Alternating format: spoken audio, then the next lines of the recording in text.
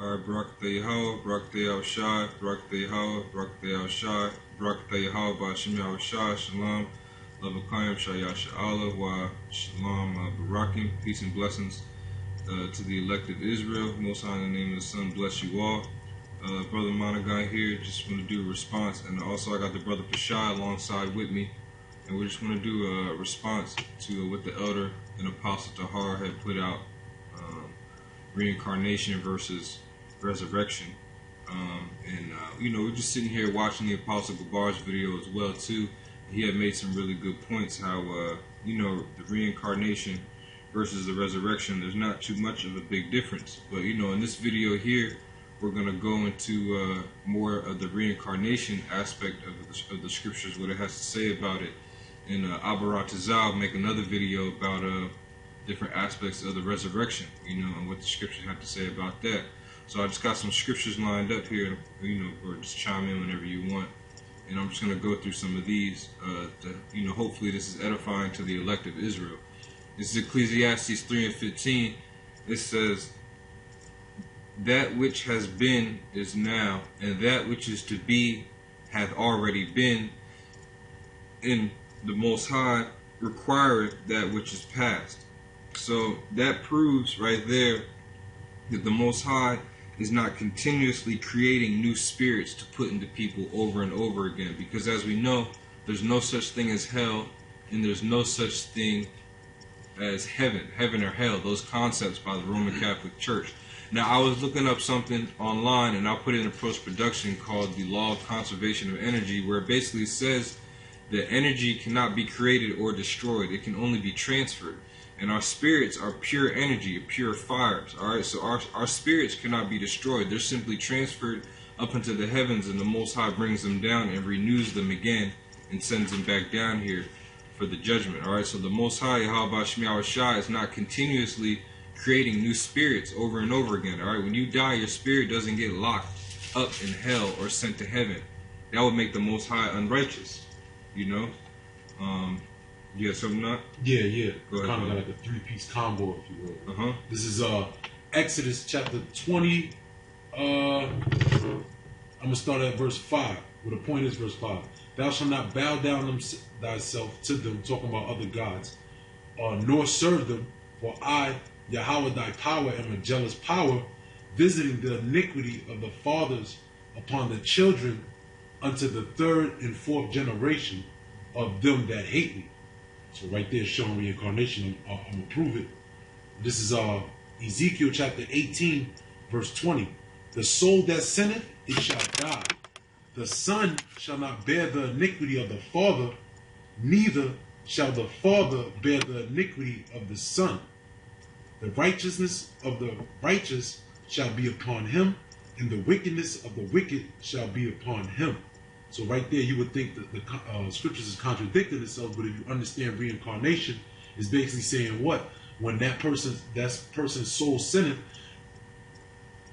the children don't feel that. The children don't bear the iniquity of the father, and the father doesn't bear the iniquity of the son.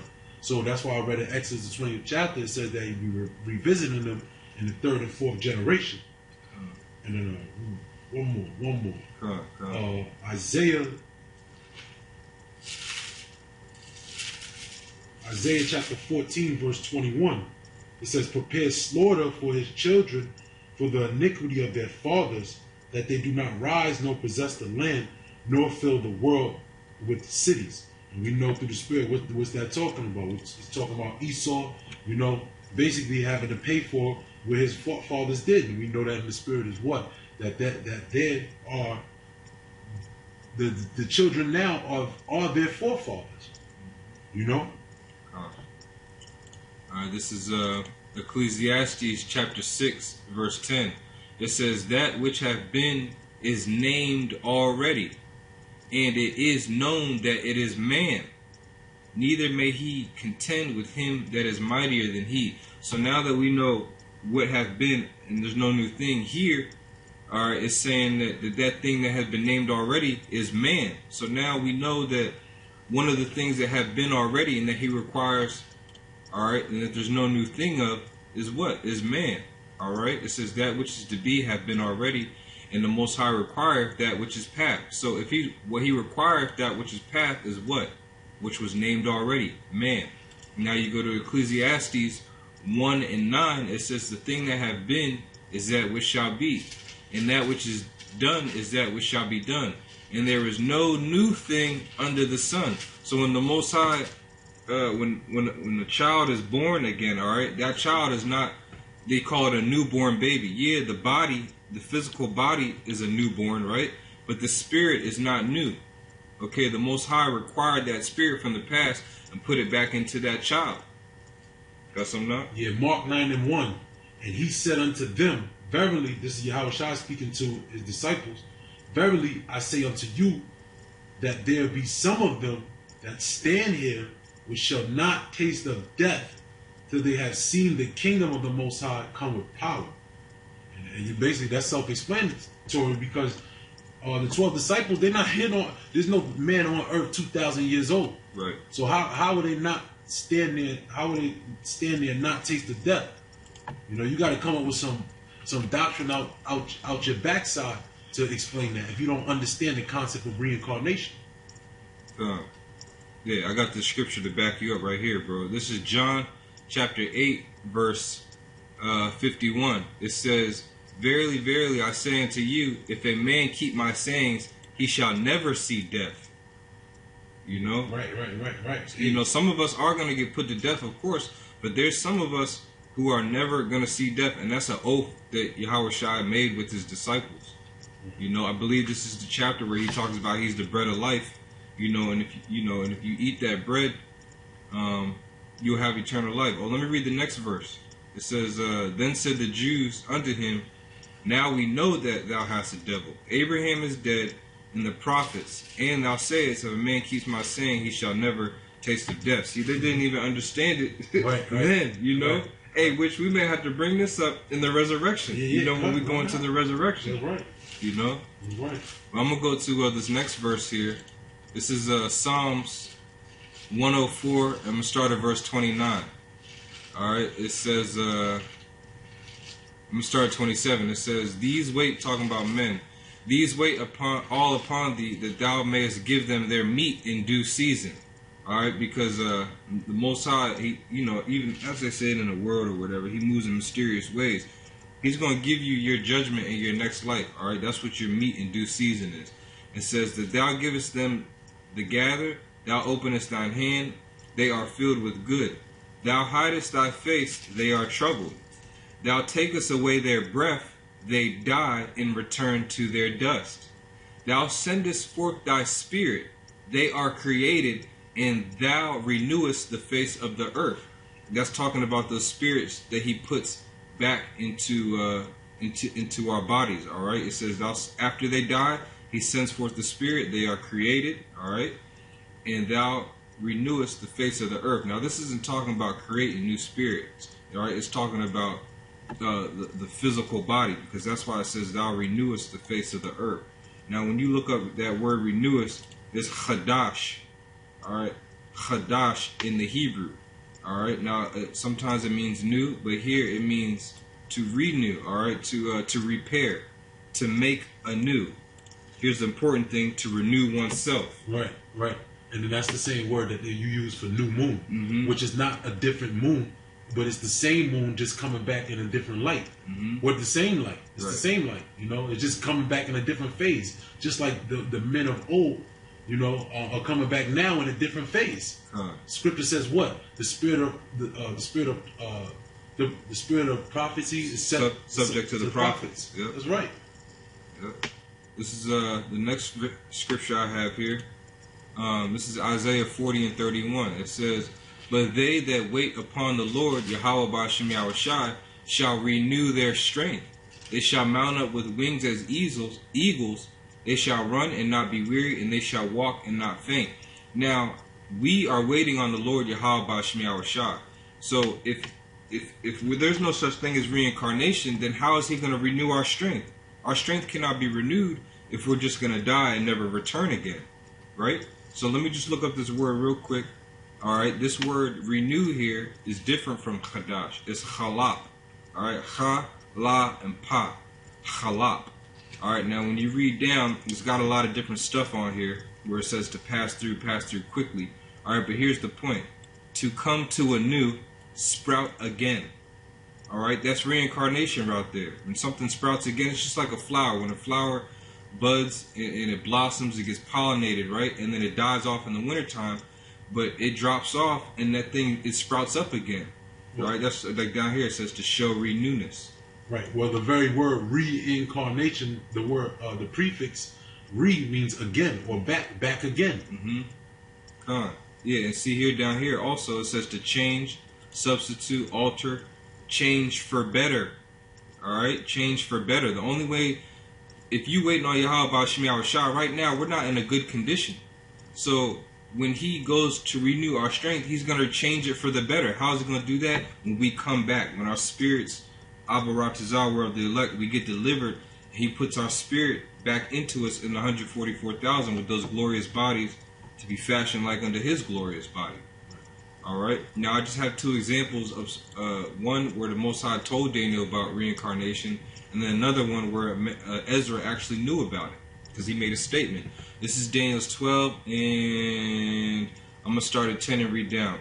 It says, many shall be purified. It's talking about the end times. Many shall be purified and made white and tried.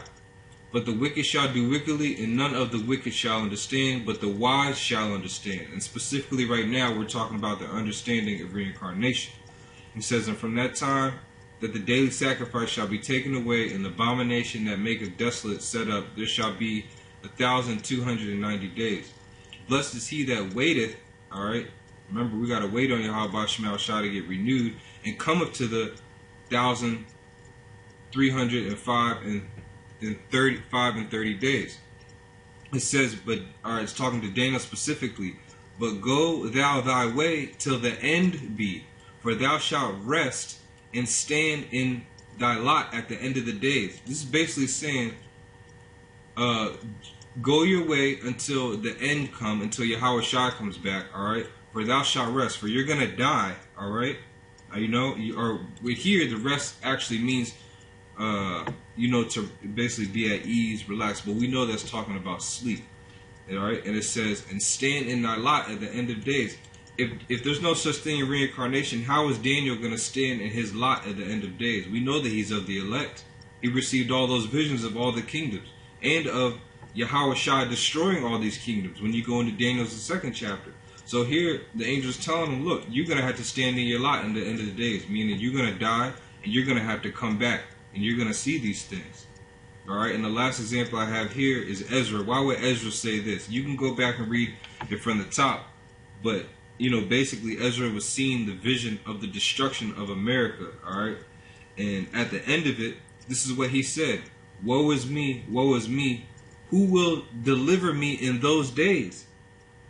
So Ezra is looking for salvation in days where he's not even in yet. What does that mean? That he understood that his spirit was going to go down, or that his body was going to go into the earth, his spirit was going to go into the heavens, and he was going to get sent back down in these end times, because he was scared as shit. He saw the vision. He saw the vision and got shook and said, well, then who's going to deliver me in those days? You know, because if he's up in the heavens, he doesn't need to be delivered. He's not going to be down here. So he knows that his spirit was going to be down here. You know? That's right. You had anything else, bro? Nah, what you said in that last verse, it says, it says, for thou shalt rest. Now, the law is oral. You know, we've kept a tradition orally. A lot of things we say transition over from the ancient world, transition over from, you know, the slaves, you know, our ancestors, if you will. That's why you have a saying now, or what, when someone dies, what they say, rest in peace. You know, why do they say rest in peace? You know, because the spirit is asleep. You know? Yep. I just wanted to get one last thing, because, you know, we are referred to as trees in the scriptures, right? So in Job,